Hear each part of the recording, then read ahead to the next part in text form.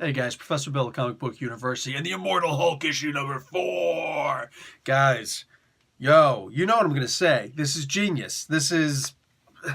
the issue trumps the previous issue because that's what it does. That's what all of these do. Dude, let me tell you something. Al Ewing, writing. Joe Bennett, penciling. Roy Jose, inking. Paul Mounts, colors. VC's Corey Petit, lettering. Alex Ross, cover. My God. Alex effing Ross doing these covers. I know you guys are wondering, like, what's Alex Ross's middle name? It's effing, okay? It's effing. You have to say his full name, though. Alex effing Ross. That's what you do. Okay, moving on. You don't get a whole lot of the Hulk in here. In fact, it's really only in retrospect. And I liked that. It's good. Because, you see, there's a mystery here in so much as what happened. But the thing is, it doesn't actually matter what happened. There's some meth dealer who's out there, and Banner was doing his typical forte, and you just have a very intelligent reporter here, all right? Jacqueline McGee, kind of like Jack McGee. Don't make me angry, Mr. McGee. You won't like me when I'm angry. Jacqueline McGee never heard that line, so she's all like, I'm going to see if I can make him angry. Anyway, we'll probably hear that in the next episode, the next issue. And that's what this feels like. This feels like episodes, you know, from back in the day. That Hulk, Bill Bixby, Lou Ferrigno. So, dude, Walter Lankowski, we kind of get his origin story in here. And it's a very basic origin story for him, combining all the different retcons that happened. If you don't know the origin story of Walter Lankowski, Sasquatch, if you happen to be one of those very few deprived people who never had the luxury, the pleasure of the Alpha Flight in your life, bruh, you have nothing but my sympathies. But you can start making up for that here, all right? There's a great, very, very ideal origin story for him right here in this book. For those of us who are in the know, when he was able to exercise out that great beast, he wound up losing 90% of his power. Well, it turns out that might not have been the case. See, there wasn't a lot of Hulk in here because they were chasing the lead.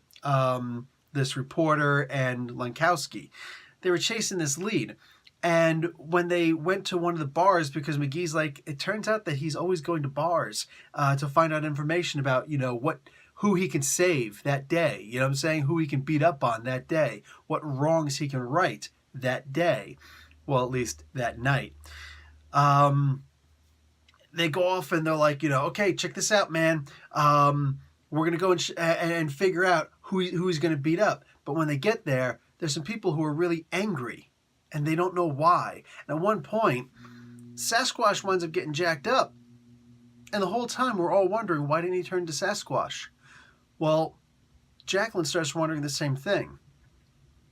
I think that Bruce Banner actually has the answer. See, he shows up and he sits down right next to, in a literally a what the F moment, all right? What the Alex F. and Ross moment. Anyway, he shows up in a WTF moment, sitting right next to Jacqueline McGee, and he starts talking to her. This was interesting. This was genuinely interesting. You see, Lankowski, he almost dies here, and all of a sudden, once night falls, boom, here comes Sasquatch, and he's very demonic. All right, and at one point, like they're just like, "Oh my God," and he's like, quite the opposite. And then you get to see his face. And I look at this and I'm just like, you know, I'm about to scream like a little girl, Jesus, take the wheel. And then Sasquatch from the comic turns and looks at me and says, Jesus, quite the opposite, actually. I'm like, oh my God. This was crazy. I love this. And look, I'm going to tell you exactly what's happening right here, all right? All respect to all the work that Al Ewing has done in the past. But I think he's kind of shooting himself in the foot here. Because I don't know how he's ever going to pass this bar. Like, I feel like this Immortal Hulk is a thing that everybody's going to judge him by from this point on. The good part is he's making history as we speak. We're living through this. And that's seriously something to consider, all right? Where were you when Immortal Hulk first dropped? And I know it sounds just a little bit silly unless you're actually reading this book.